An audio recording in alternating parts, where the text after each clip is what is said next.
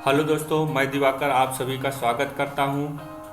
आपके O level exam को qualify करने के लिए एक सब्जेक्ट में पाइथन प्रोग्रामिंग सब्जेक्ट रखा गया है, जिसके संबंध में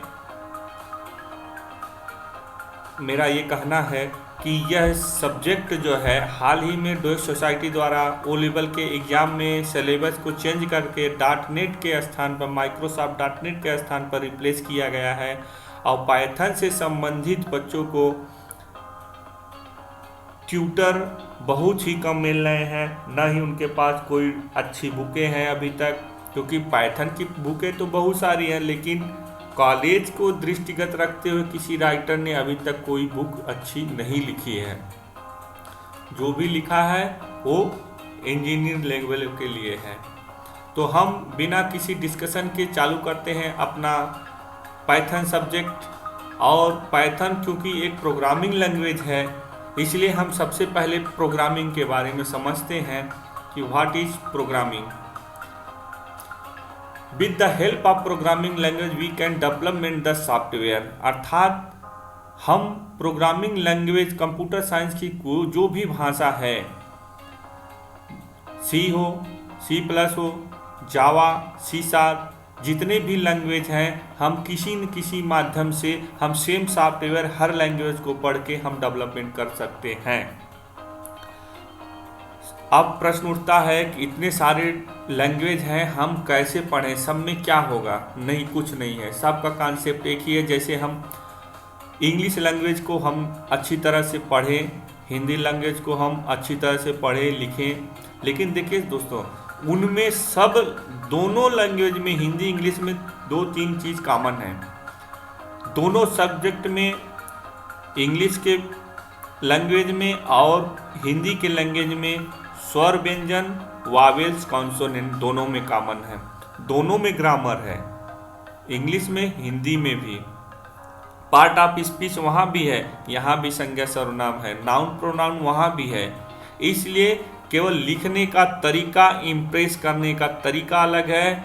जिस प्रकार हिंदी और इंग्लिश का इम्प्रेशन का तरीका अलग है और कॉन्सेप्ट सेम है, सेम उसी प्रकार कंप्यूटर साइंस का कोई भी सब्जेक्ट आप पढ़िए, जो प्रोग्रामिंग लैंग्वेज है, उनके सारे कॉन्सेप्ट सेम हैं, बस डिफरेंस है तो उनको लिखने का तरीका, अर्थात सिंटैक्स लिखने का तरीका। आगे हम चलते हैं। हम अगर प्रोग्रामिंग लैंग्वेज को पढ़ के, किसी पार्टिकुलर लैंग्वेज में प्रोग्रामिंग लैंग्वेज को पढ़ के अगर हम सॉफ्टवेयर डेवलप करते हैं, तो प्रश्न उठता है सॉफ्टवेयर क्या है। सॉफ्टवेयर दोस्तों प्रोग्रामों के समूह को ही सॉफ्टवेयर कहते हैं। और प्रश्न उठता है कि हम सॉफ्टवेयर क्यों डेवलपमेंट करते हैं। दोस्तों, सॉफ्टवेयर की हमें ज़रूरत इसलिए पड़ती है, ये आप अच्छी तरह से जानते हैं। हमारी कोई इंडस्ट्री है और हमारी कोई महिंद्रा एंड महिंद्रा नाम की कोई कंपनी है।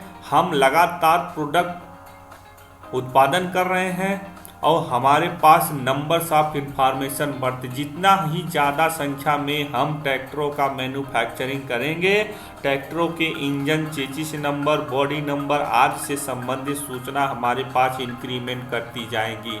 यदि हम किसी और प्रोडक्ट से संबंधित इंडस्ट्री के बारे में बात करें, तो हम जितना ही प्रोडक्ट उत्पादन बढ़ाते चले जाएंगे, हम उतनी संख्या में हमारे पास इंफॉर्मेशन बढ़ता चला जाएगा।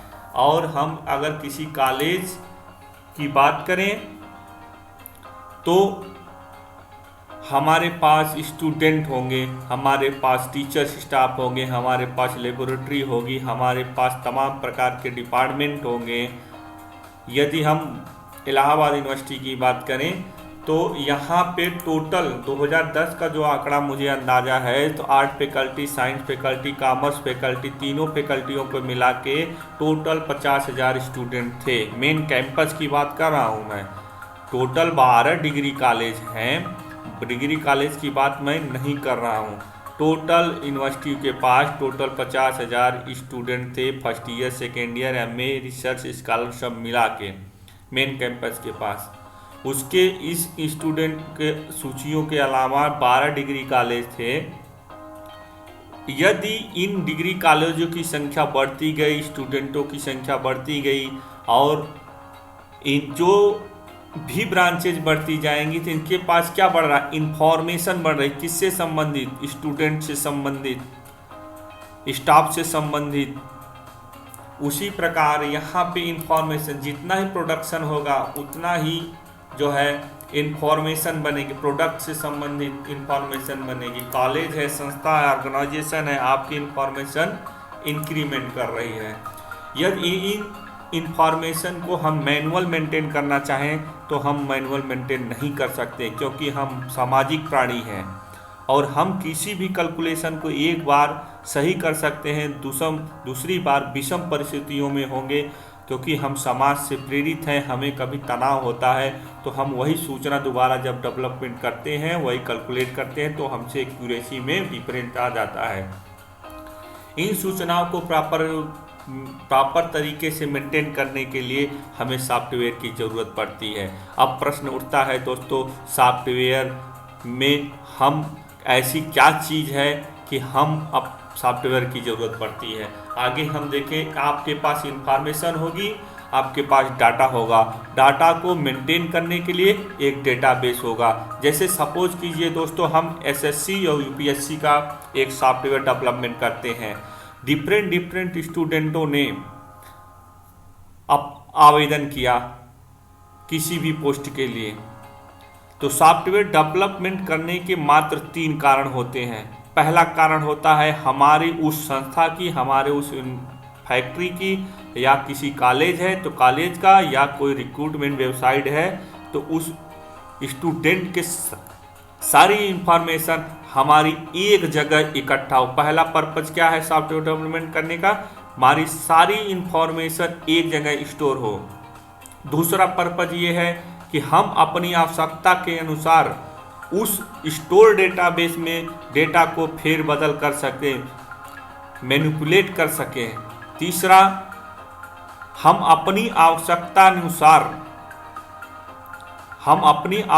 अनुसार उस स्टोर डेटा में से आफ्टर मैनिपुलेशन या बिफोर मैनिपुलेशन ऑफ डेटाबेस हम इंफॉर्मेशन को फेच कर सकें अकॉर्डिंग टू नीड।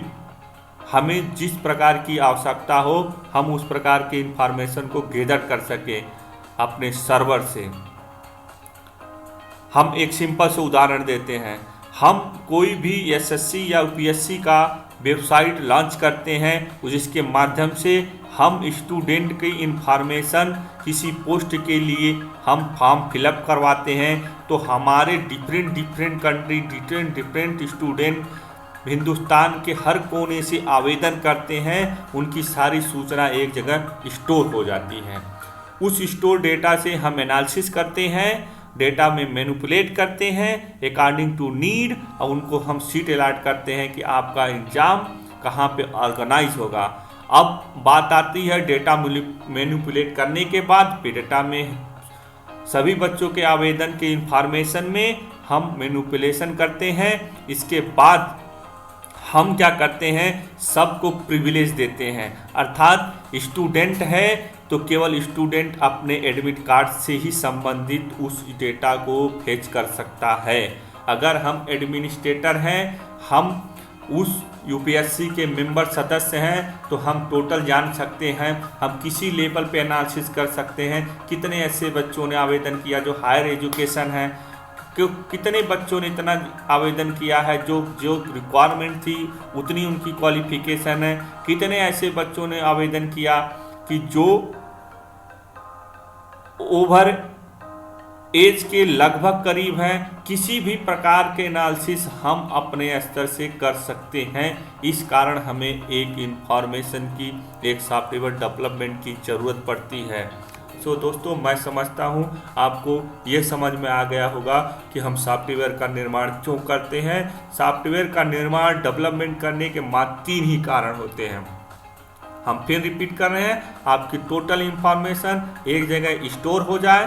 दूसरा, आवश्यकता अनुसार आप इंफॉर्मेशन में मैनिपुलेशन कर सकें, अर्थात डेटा में कोई चेंजेस कर सकें। तीसरा, अपने लेवल के अनुसार, अर्थात आपके उस ऑर्गेनाइजेशन में जिस लेवल के जितने पद आपने ऑर्गेनाइजेशन किया है उस हिसाब से हम उस डेटा को फेच करने के लिए प्रिविलेज दे सकें कि किस लेवल का आदमी, किस लेवल का एम्प्लॉई उस डेटा को उस अपने पद के मुताबिक देख सकता है, उसमें कुछ चेंजेस कर सकता है। Thank you so much.